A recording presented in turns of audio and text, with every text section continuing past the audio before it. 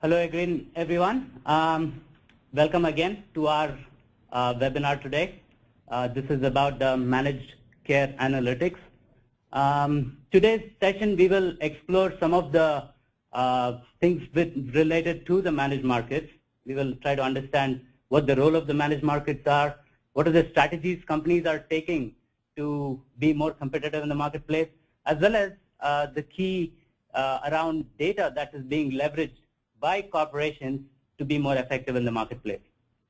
So before we proceed, a couple logistic items. We have planned for about 10 minutes of Q&A time towards the end of the session, around 11:50 Pacific that would be. And so please, you're welcome to type in your questions in the chat box that you see in the webinar panel that you have on your screen. We will get to them during the Q&A time. Also, this webinar is being recorded and will be available under the webinar section on the sama.com website. With that, it's a privilege for me to introduce our distinguished panel for today's session. To begin with, I'd like to introduce Ron Caudle, Associate Director, Managed Care Field Operations at Genentech. Ron has many years of experience with a broad background in biopharma, sales, marketing, and managed markets. He has a strong knowledge of managed markets business drivers, and coupled with his solid leadership skills, has been instrumental in leading many successful cross-functional programs at Genentech. He also has extensive experience in sales operations, including incentive compensation, field force optimization, targeting, and he has been very successful in many of these initiatives. Most recently, Ron has been focused on applying his experience and leadership in the managed markets, account management teams, and supporting functions at Genentech. Second, I'd like to introduce Joseph Boyd, who is Director of Marketing Operations at Astellas Pharma. Joe joined Astellas Pharma in September of 2011 to direct various marketing support functions to advance the commercial performance across all therapeutic areas.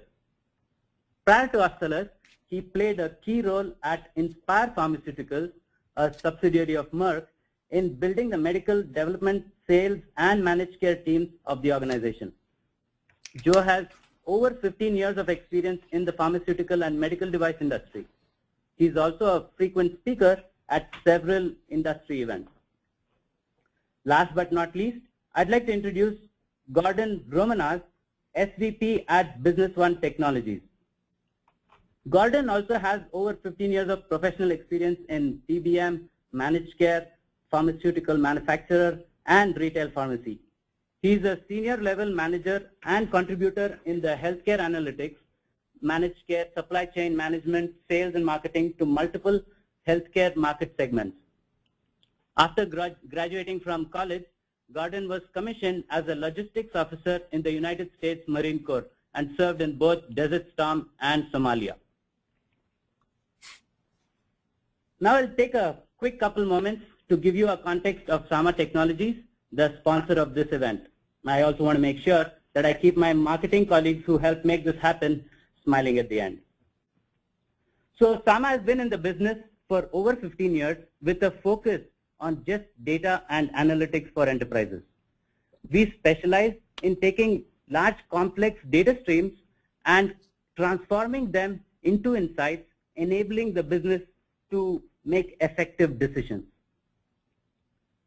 We are a global organization headquartered in the United States with offices in San Jose, California, Dublin, Ohio, as well as offices in Europe based in London, United Kingdom, Solothurn in Switzerland, and finally our offshore operations is out of Pune in India. We support 4 key verticals: technology, financial services, public safety, and life sciences and healthcare, which I am the practice leader of. Specifically in the life sciences and healthcare, I'd like to say that we have a deep expertise of over 5 years dealing with all aspects of commercial, including sales, marketing, and managed care, as well as development, where we've done a lot of work around the clinical operations. SAM has also launched a few innovative solutions, just to name a couple. A sixth sense offering, which is primarily targeted at addressing the big data problem that enterprises are faced with today. This is our attempt to bring all of the structured and unstructured data, be it common fields, surveys, social media, etc., into the mainstream analytics platform to provide insights which are more refined and more precise to help the businesses make more effective decisions. We will also be launching our managed markets analytics solution in the next few days, and this is, in fact, this webinar is kind of the genesis to prep for this launch. And in this solution, we are attempting to answer several of the key questions that the managed markets business teams are dealing with around formulary access, product performance, contracting scenarios, utilization, etc. So you should be hearing from us very soon on this solution. With that, I'd like to dive into our first topic of discussion today, which is around the significance of the managed markets in today's pharma companies. For this, I'd like to ask Ron to lead us off to give us a high-level context of the different entities in play, as well as how these different entities interplay and affect the access to the market. Ron? Thanks, Harnath. And do you have do you have the slide with the, yes, thank you. So from a Genentech perspective, this is a schematic that we use to keep us grounded in just all the players that are involved in the distribution, access, and reimbursement to our product. So a little bit with just background with Genentech, we have a very heavy portfolio of specialty products. And what that has tended to mean with us is we sort of starting with the end in mind of how do patients actually get access to those drugs and what does the reimbursement landscape look like. That steers us back to making decisions around what our distribution strategy is going to look like. And for many of our products, we have what we would term as a closed distribution model. So, very select set of, say, wholesalers or specialty pharmacies or secondary distributors who are contracted directly with us for getting our product out into the marketplace. And so, the way we tend to drive off of this schematic is starting with what shows up as yellow in the payer and government realm is just understanding, again, how access is really going to work from a patient perspective, and then backing into what are the facilities that patients are actually going through to get access to our product, and that being typically the clinic or hospitals or the academic institutions. And then what does that look like from a distribution perspective, highlighted in blue, and where do GPOs and our oncology network accounts get into the mix. And so for us, this is when we look at, say, a new product launch, or we're going back and looking at a strategy around a product, it's taking all of these entities into account, and a focus for us is really around, and I would say with any other company, it's really around profitability. And with Genentech being a relatively large organization, there are tendencies from time to time where there can be an emphasis put on one piece of the puzzle at a time. So an example, how would we want to, say, apply a different or new distribution strategy, and what type of price concessions could we offer without thinking, again, that could be siloed thinking, without having the broader perspective of, well, what does that mean from an access perspective? And if we're dealing with access issues and may have to offer some price concessions on that side, what does that end-to-end look like profitability-wise? Great. Thanks, Ron. Joe, would you like to add your thoughts on your experience with what do you think the managed markets would, or how significant managed markets are to the pharma world today? Sure, absolutely. And I agree with Ron. He mentioned there where the drug is, kind of in the life cycle, and no doubt whether it's early in the life cycle of the product or late, or it's a new product launch or it's an established the role that the managed care access has in providing the drugs to the patient have to be at the forefront of all industry's perspective on how they're going to make this available. And no doubt with the changing landscape that we've seen upheld with the Affordable Care Act, it's going to require more and more emphasis on what we're doing in this space. So, recently we looked at a survey across a number of organizations, both in large tier, mid-tier, and even small and biotech startup, and what were some of the major issues that people were dealing with in the managed care space. And it seems really from an account management level and the ability to look at the products that they have and making sure that the data that's coming in is really going to help support what the company's efforts and initiatives are, and where one of the gaps tends to reside across any of the organizations, whether it's small or big, tends to be just that analysis behind the data. How do you overlay that information so that you better understand a complete picture of what's going on within the account to meet your corporate objectives? And this was some of the key pieces of information that seems most account managers are looking for today, is how can they better help meet the organization's needs with the data that they have and the information on the different plans that they work with. Perfect. Great. Thanks, Joe. And Gordon, this might be a good time for us to have you share what Business One, during their recent study, uncovered on market access specifically. Would you like to take a go? Please, if you could forward to the next slide. Yep.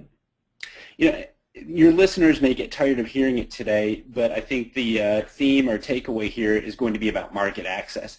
And I can't emphasize that enough based, on what Joe and Ron have said here. The Affordable Care Act, healthcare reform, is really going to raise the importance, the priority of managed markets. And now, with it being implemented, what's important to know or see and understand is the dynamics of the market. What's going to change? Where are all these lives that were uncovered, now being covered, going to go? If you could move to the next slide, please. Sure. Again, it's important to understand how lives trend and track from a month, quarter, and annual basis. And with impact of healthcare reform now, all these unaccounted for lives are suddenly going to be picked up on Medicaid rolls. That's the assumption. Well, how will they be managed under those rules? And again, it's all going to be going to understanding the access and the barriers to that. If you could please roll ahead to the next slide. The next two slides represent data from 2011, and we're in the process now of updating this for 2012 and understanding the impact here of the Affordable Care Act. But again, key takeaways here are going to be understanding how these folks are going to be supported, and manufacturers like Astellas and Genentech are going to identify the barriers to market entry and what the access in managed markets means to them and to the payer world out there. And that includes PBMs as well as the plans. Could you go ahead, please? One more slide.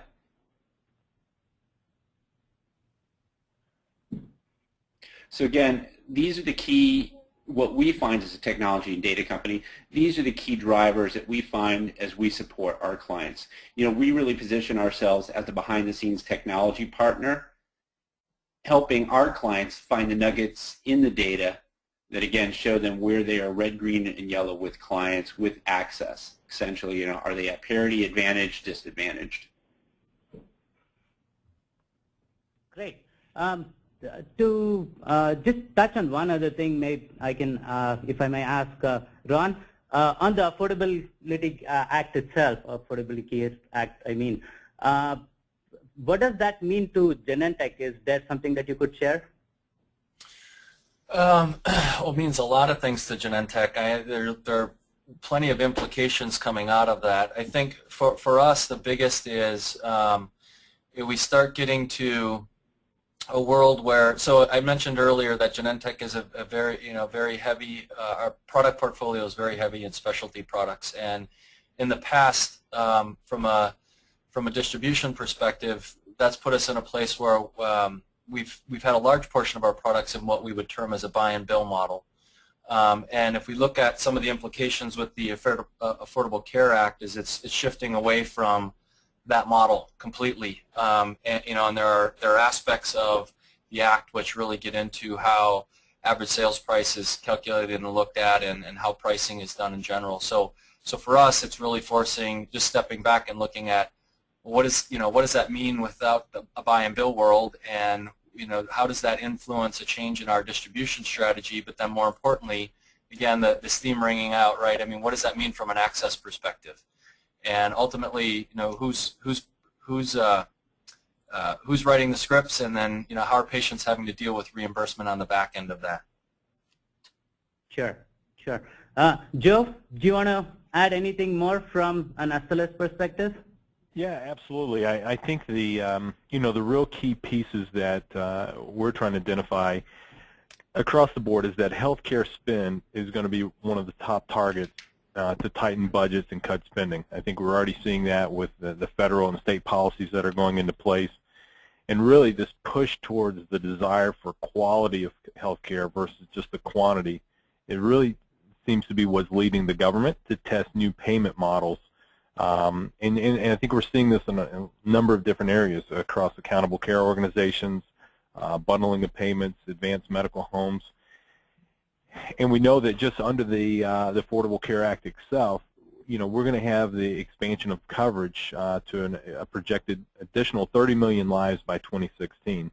So I think we're going to continue to see new insurance exchanges, expansion of Medicaid, and I think this is really going to continue to challenge us on how we're going to keep our hands around making sure that all these patients and the evolution that's going to occur in the short term can be met by the organizations.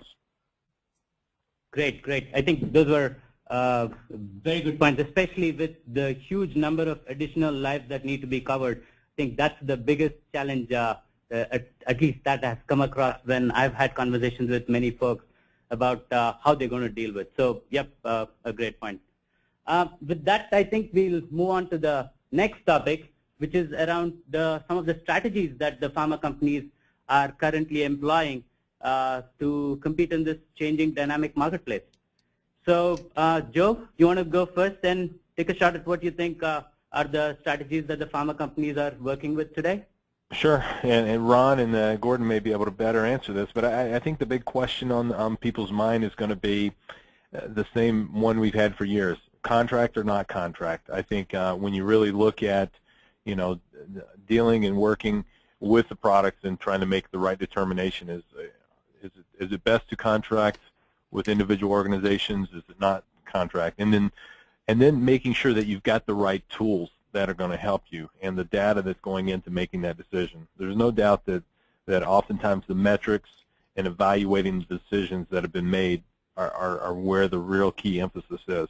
So I see more and more of the discussion going on around how are we analyzing the contracts that have been in place and helping make better and more informed decisions moving forward.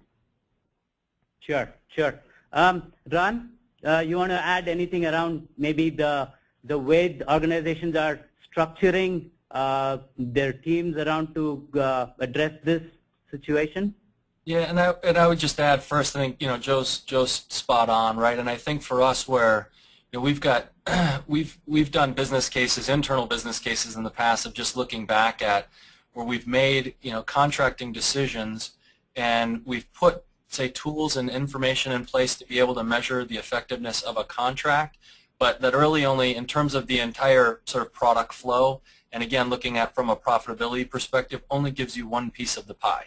And so we've continually had that challenge of, well, I can contract for access, right, and make sure that ease of access is a non-issue, but what does that do on the distribution side? And if I'm contracting on the distribution side, again, what does profitability really look like? And so for a larger enterprise or organization, that I would say those are somewhat typical challenges from what I've seen in my past experience. For us, what we've done to try and put structure in place to make that a little easier and try and be a little more agile around that is we focus really on our structure really in 3 different areas. So we've put an organization in place specifically around reimbursement, and that's really the managing the process and financials around reimbursement.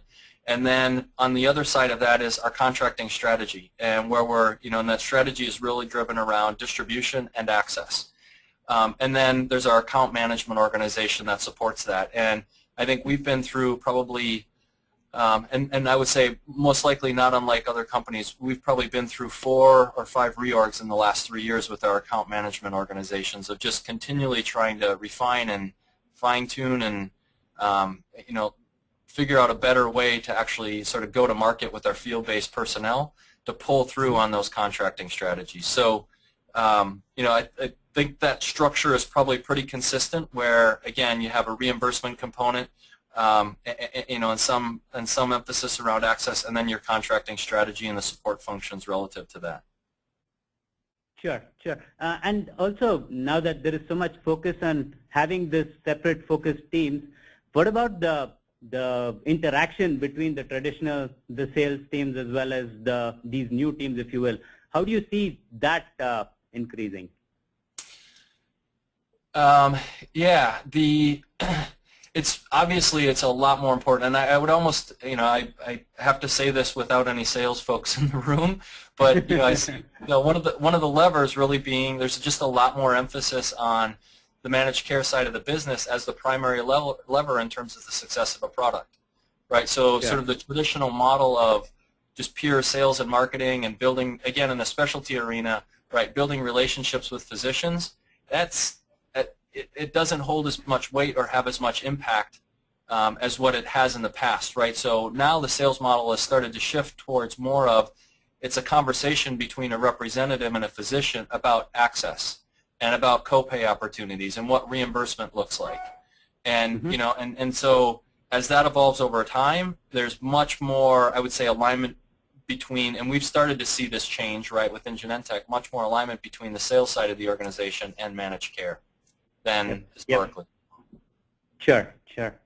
Yeah, and I think Ron's got an excellent point. I think he's got certainly a background in incentive comp too. I think we even look at strategies of how you get out of the gate faster, what the expectations are based on different geographical areas on where that access is going to exist. So I think that's certainly a key point that all organizations are trying to figure out, whether it's launch or continued evolution of their products. Sure. Also, given that all of this requires close interplay between the pharma companies and payers, how have you seen that relationship evolve? That's one of the key deciding things for the success for a pharma company, right? So how are you guys seeing that evolve? Joe or Ron? Maybe I can say Ron. Yeah. So, Ron, you can go there. Harnath, this is Gordon. You may want to put up that last slide because that talks to exactly the scenario I think you'd like to answer here. Your last slide? That triangle, yes. Oh, the triangle is later. There you go. Yes. Yeah. Sure. Gordon, if you want to take a shot at it, go ahead. Joe, I don't want to interrupt you. If you had something to jump in there with first, go ahead. No, go for it. Yeah, as we support organizations like Joe's and Ron's, we always find the common denominator to be data. And that data gets used and parsed differently among the different business units, from the managed markets units to the marketing, commercial ops, and sales groups. What it provides those teams is a 360-degree solution, and you need multiple disparate data sets to tell those stories to the key stakeholders in this slide, specifically plans, PBMs on the payer side, retail pharmacy, and pharma. Joe, Ron, do you have anything to jump in with? Yeah, no, I would add to that, Gordon, right? I mean, I think for us historically, we've gotten really good at looking at history and maybe trying to make some assumptions about, based on historical trends and what the data is telling us where things are going to go.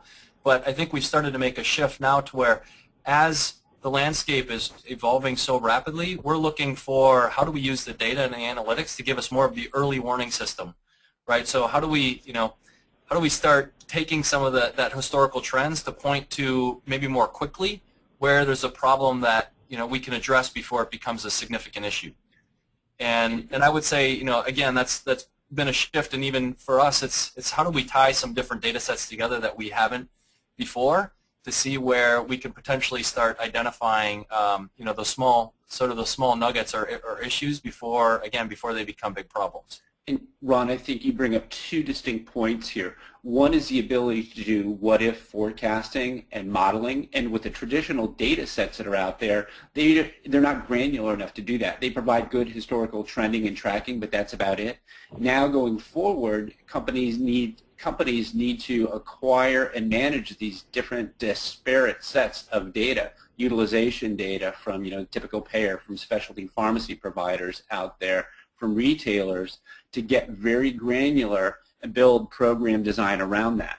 What we see, and it's kind of the glass half full, glass half empty approach, is just common terminology being thrown around out there now, are narrow networks, but we prefer to refer to them as high performance networks, and helping our clients match their product portfolio to payers, to retailers, what the distribution channels are, all the way to the point of consumption, dispensation, and fulfillment.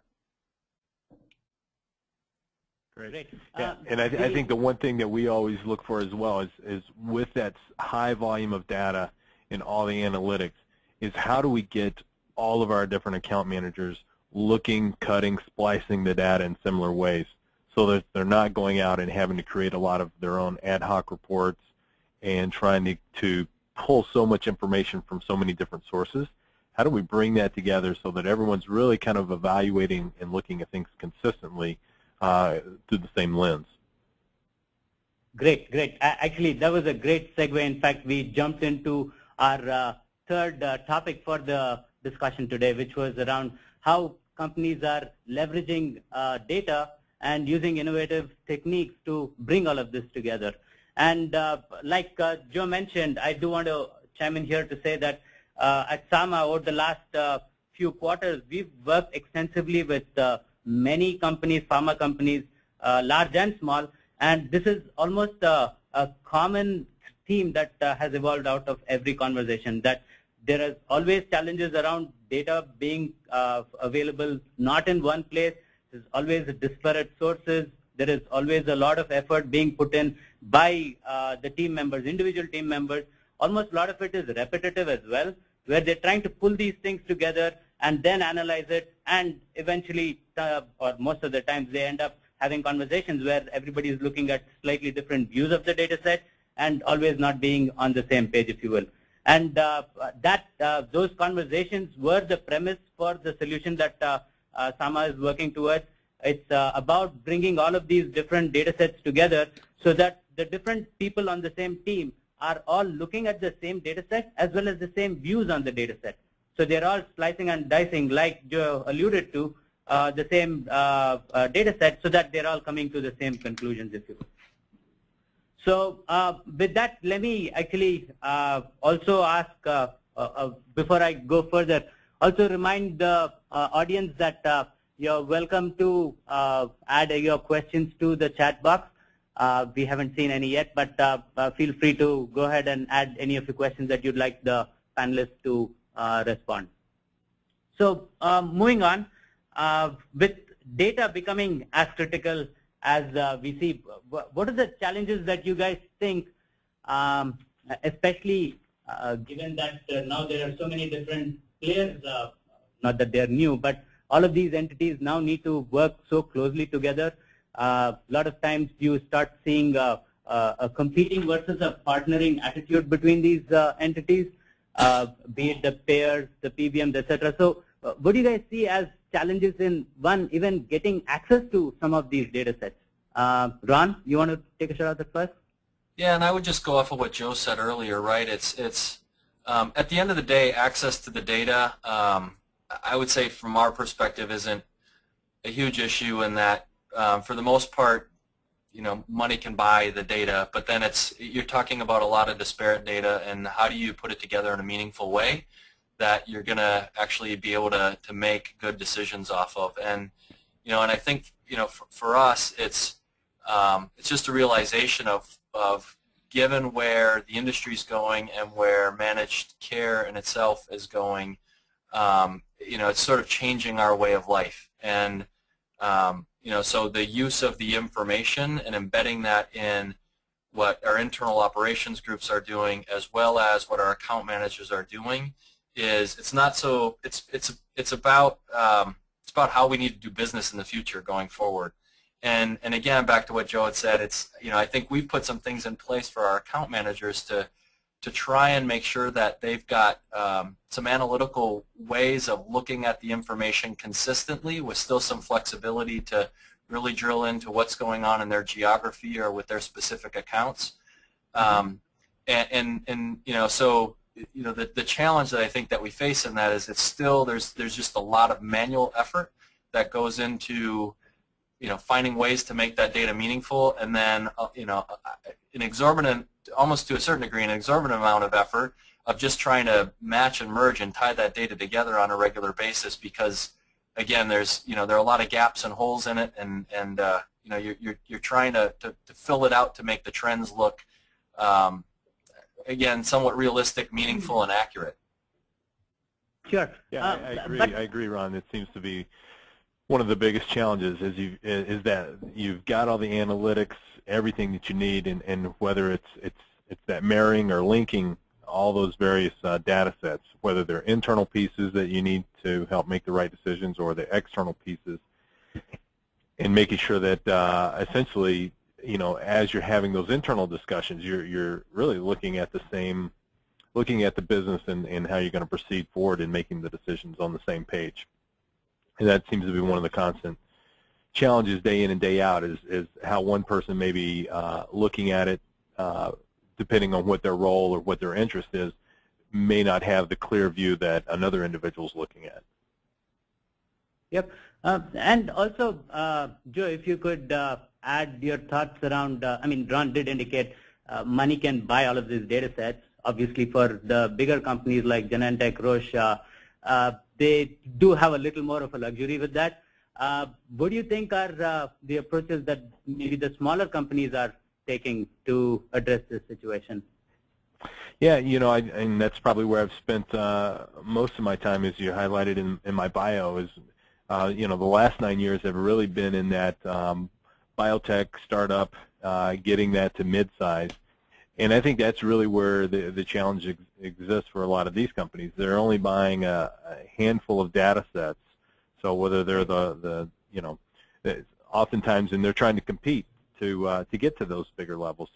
So I think that's really where the key opportunity is. If you're going to invest that amount of money, it's finding the right partner, it's finding the right resource and the right pieces of information that are going to help you make those contracting decisions and the analysis to become a better partner. And sure. I think this is where you often see that lack. If you don't have the money, what are the right pieces, or what's the right tools that are going to help you? And I think that's where you end up seeing a lot of this, and whether it's small or big, but you see a lot of people creating these ad hoc reports, cutting, splicing their own data just so it can meet the requirements. Sure. Joe, can I also ask you to share some of the insights that we jointly worked on about where most of the conversations or the people that we discussed with during that research kind of indicated their challenge with just getting and working with data versus what it would mean if they were able to get just insights instead of going through all of that rigmarole to get to those insights, if you will. Right? You want to throw any light on how teams could be more effective if they were given that opportunity to go after insights versus data? Sure. Yeah, I'll try to hit a couple of the top line pieces. So, it seemed like the biggest gaps that oftentimes the small and mid-sized companies were dealing with is they feel like they had enough data to help them meet the needs, but they didn't have the analytical support behind them. So oftentimes they're out there trying to match up what their goals and objectives are from the corporate perspective to trend market shares at the account level and really gain those across the geographical level to make sure that they have the right pull-through and the tactical responsibilities. Oftentimes what they're missing is how they lay that data over on top of their contract analysis. And I think that's really where the gap for that small, mid-sized company is trying to get down to the better understanding of what type of discounts they're willing to give, what potential spillover effects and their sphere of influence that they can get. They often find that difficult to manage and hard to manage, or difficult to measure and hard to manage. I don't know. Gordon's probably got, certainly with Business One, they've got some wonderful tools as well. He's probably got a greater insight in dealing with many customers across the space. I'd be curious to his insight. Absolutely.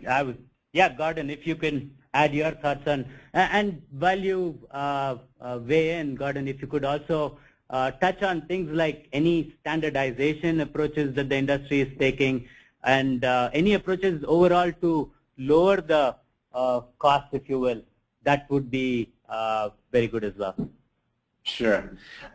Joe, just to emphasize again, where organizations like yours are focusing, especially as they move from early startup phase, emerging market, to mid-tier, and then well-established organizations, they use data in many different ways across multiple business units there. And like you said, it's easy to go out and buy data. It's easy to go out and buy tools. But what's really your core competency as a manufacturer? And what we find more and more with our clients is they're moving away from self-service tools because they want to focus on accessing the market, understanding the market. So they expect us to package the data, manage it for them, and deliver results so they can make decisions on, rather than just having to analyze themselves. Great. So in that approach, though, Gordon, do you think that the data obviously comes from multiple entities, right? Is there anything that's going on in the industry to bring the way this data is being made available, the way this data is exchanged, if you will? Is there any attempts to come up with some level of standardization? The standardization is really on the claims process and processing components.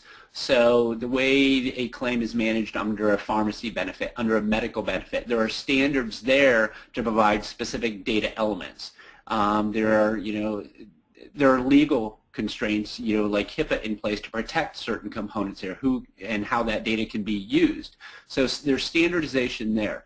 As far as taking it out of multiple disparate platforms, e-prescribing solutions, electronic medical records, adjudication platforms directly off the switches, unfortunately, there's not a lot of standardization there.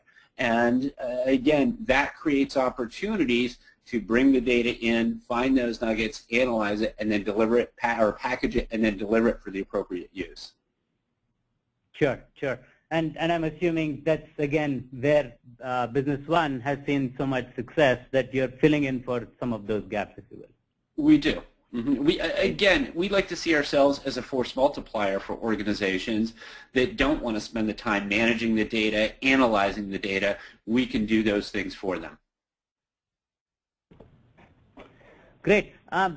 Gordon, you mentioned a little about the data itself, but can I also ask you, since you guys cater to so many levels of the organizations or sizes of the organizations, would you see the difference in challenges when it comes to dealing with this data for the large organizations versus smaller ones? Well, that's a very broad question there. The most common challenge is what we just talked about, data standardization. Because it's not standardized, it needs to be taken in multiple disparate feeds, put into a usable format, and then packaged and delivered.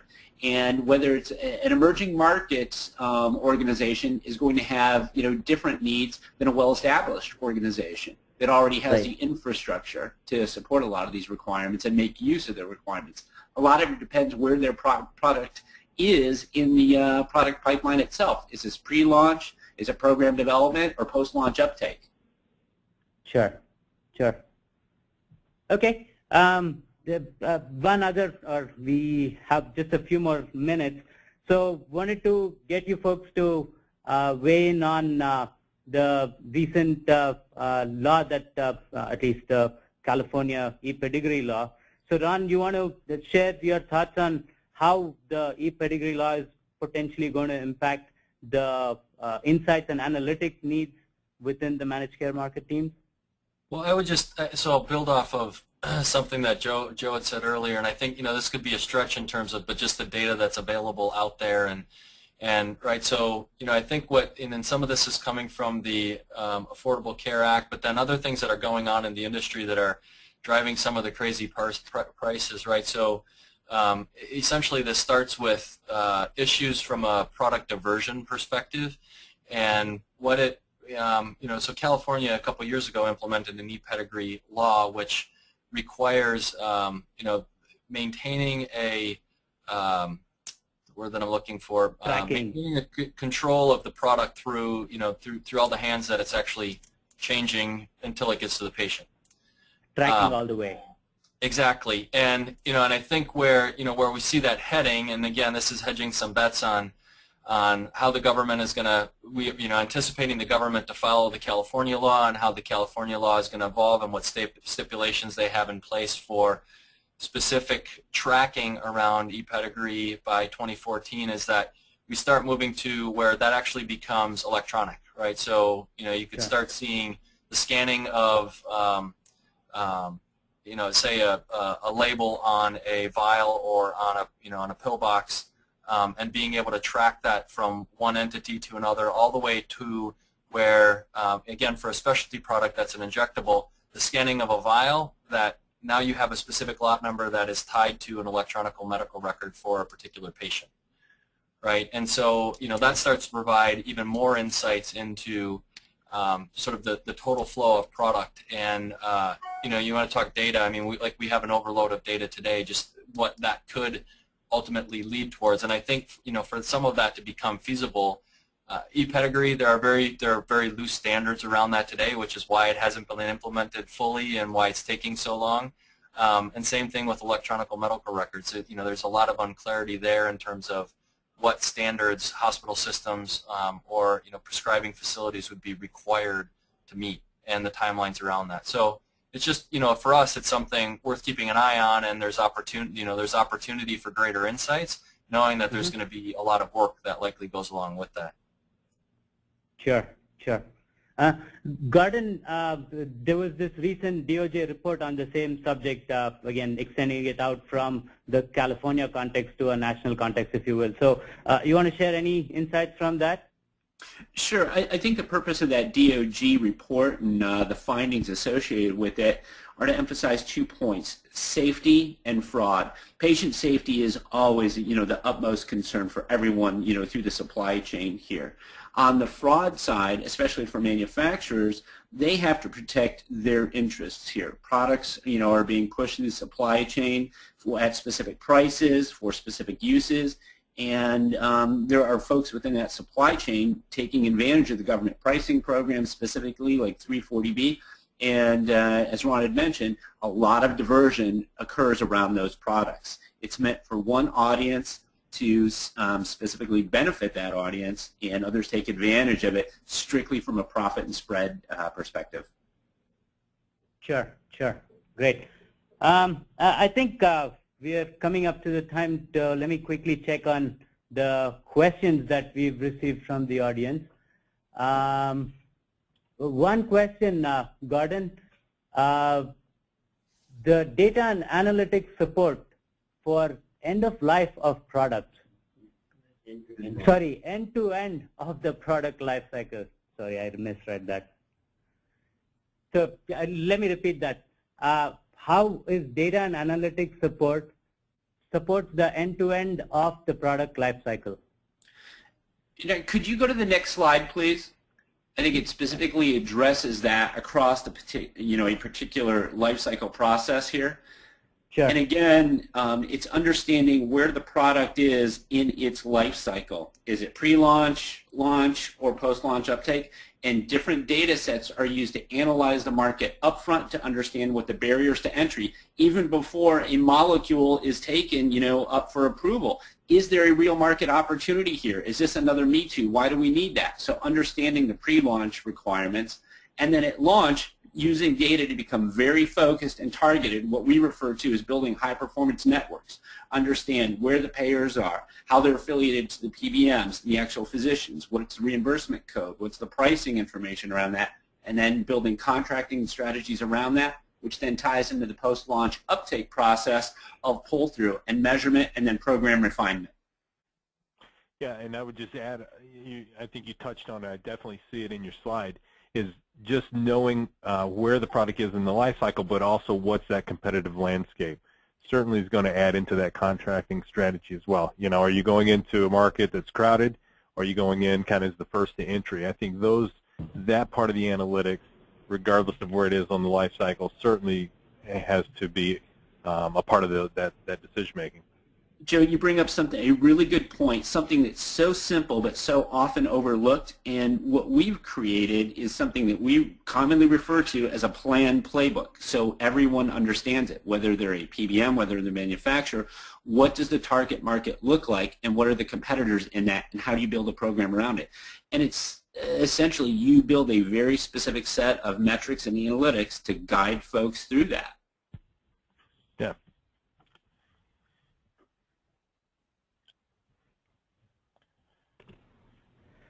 That was great. What other questions do we have, Hernath? Yeah, I am just going through that list. Give me a quick second here. I see a few questions. How do I make this?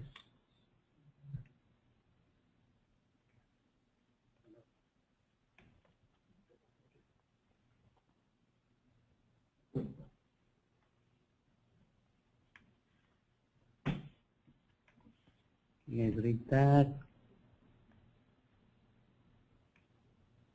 One second, trying to get to. Okay, one question is, can someone comment on utilization data being perfect but late and syndicated data being more timely but less accurate because trended? Which data set to use to make the best contracting decision? It's the age-old question. It is, and that's why it takes multiple data sets to get that answer. Yeah, I think that's one of the things is we talked about that survey across the different companies. That was the one thing that came up consistently, where maybe from a sales and marketing perspective you're using one number, but from a contracting you're using another number. I think it goes back to the organization. If the organization has made a decision, the stake in the ground of this is the number they're going to use, then I think you have to build your assumptions off of that. And oftentimes, depending on the organization, it may not always be the number that the account managers are hoping for. Yeah, and I would add, I concur with that, Joe. I mean, I think we actually do a lot of internal communication, and this is coming from like a sales ops and managed care ops perspective of just that there are differences between data sources and there are different uses, and even internally, right, when it's just kind of coming back to what decision are we trying to make, and historically what data source have we used to make that decision. And again, it's just that extra sort of change management effort that continually has to happen to get people's heads wrapped around, here's what we're all looking at the same number. Well, Ron, and kudos to your organization, because I know they use multiple data sets to validate multiple points and the decision-making process, and that's what it requires. There isn't a magic bullet out there, one data set that will get you everything you need. Agreed. Yep. Yeah. Okay, here's a second question, folks. Can you give more details around the hardest data integration steps? Is it formulary data, utilization data, or contract definitions?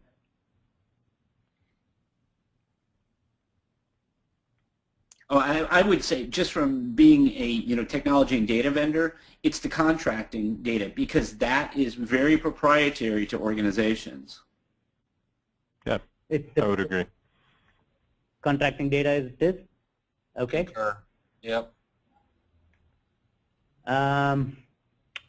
And I have, I think, one last question. Oh, can I get a copy of the presentation slides? Yes, we will have the a copy of the presentation slides made available to you folks who have attended this webinar.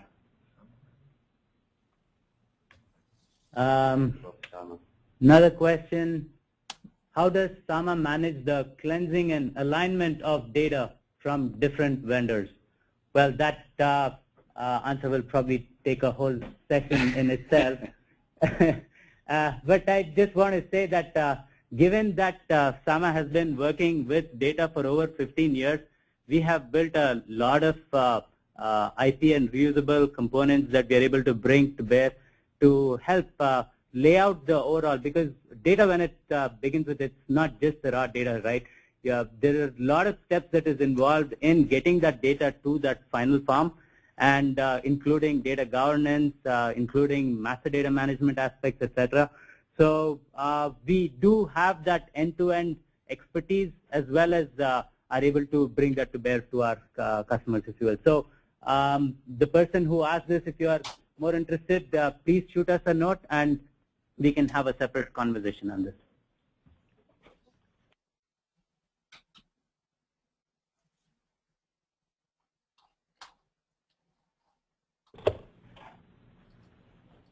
Finally, questions around, is there any big data play in these, in managed care, if you will? So Gordon, Ron, you guys want to weigh in on any big data, which is like you're getting data from your social media, or even surveys, or getting comments from your field? How do you guys see that starting to play in? And I would absolutely agree with that statement and use of big data. I think the healthcare industry has to learn from the retail industry how they use data for targeting, marketing purposes, and again, a lot of those models have application in the healthcare industry. Sure, but have you guys seen any initiatives around taking advantage? Yes, there is definitely conversation to try and mimic what the other sectors have done, but have you guys seen any progress, any steps that your teams or other teams may have taken towards this? We do. We've got a pilot going on in using new visualization technology, and then bringing in other big data sets like Experian, socioeconomic data, to understand spheres of influence around certain geographic payers, their dispensing sites, specialty pharmacies, closed-door specialty pharmacies, the affiliated physicians. So we see it having significant impact, especially on pull-through programs, and defining what types of pull-through programs in specific geographic regions are going to make most sense and have the most uptake. Sure, sure. Well, I think this question also would beg us to have a SAMA version of the response, I'd say. So yes, very specific to that need. We've also seen this solution already being implemented in some of our other industry segments. Financial services, again, one of those leaders when it comes to adopting some of these leading-edge technologies. We already have some solutions in play. But we also strongly believe that bringing this into the healthcare world, into the life sciences world, is going to be critical over the next few quarters. We are making very major investments in building out a platform and a framework that can be leveraged by the pharma world, if you will.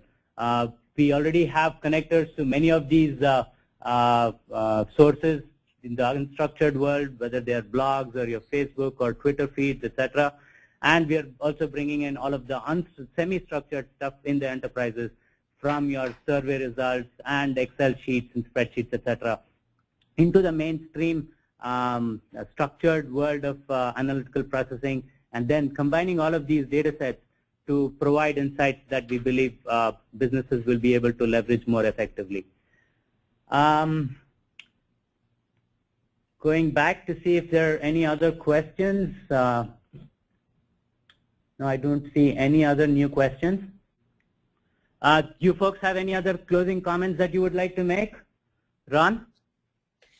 I would just say thanks for the good discussion, you guys, and for the questions as well. And yeah, I mean, this is fun and interesting for me. And a couple of years ago, I made a decision. I wanted to really get deeper on the managed care side of Genentech's business, and having this foresight of that's where again, the levers in terms of where the industry goes are really going to reside there. And I've continued to see sort of that trend evolve. And so yeah, I have a lot of energy and passion around this, and would open myself up to if anyone wants to have some conversations as well, even offline.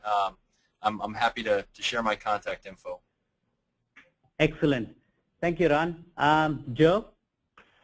Thanks to you, Harnath, and thanks to Sama for putting this on, and the attendees as well. So I look forward to seeing more of the solutions and strategies that you guys bring forward.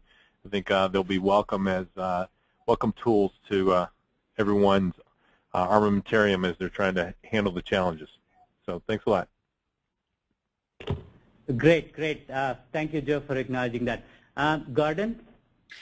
I'd like to thank Sama for touching on such a timely topic. It's very important in the future of healthcare, where it's going, and then being able to pull in experts like Joe and Ron that, I mean, are so inundated and live this day to day. It's very valuable information getting it from these guys directly. So thank you.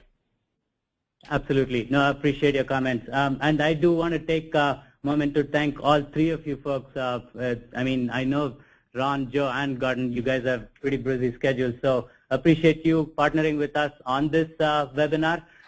We do intend to have a series of these. This is the first of that, so do expect some more communication towards the next set of webinars. And also the launch of our managed care solution, which is addressing many of the things that were discussed today, trying to help many of the team members who are currently grappling with a lot of the effort in getting data together, figuring out how things are, cleansing them, and bringing them together to actually make those insights. What we are attempting to help is to eliminate a lot of that prep work and provide pre-built insights, if you will, so that business folks can actually focus and spend their time on leveraging those insights to make those business decisions than spend time trying to arrive at those insights. With that, I'd like to thank all the members who have attended this. We hope if you have any questions, you'll feel free to reach out to us. I will put up our final slide, which has my contact information. There you go. And look forward to having you on our next set of webinars. Thank you again, and have a great day, everybody.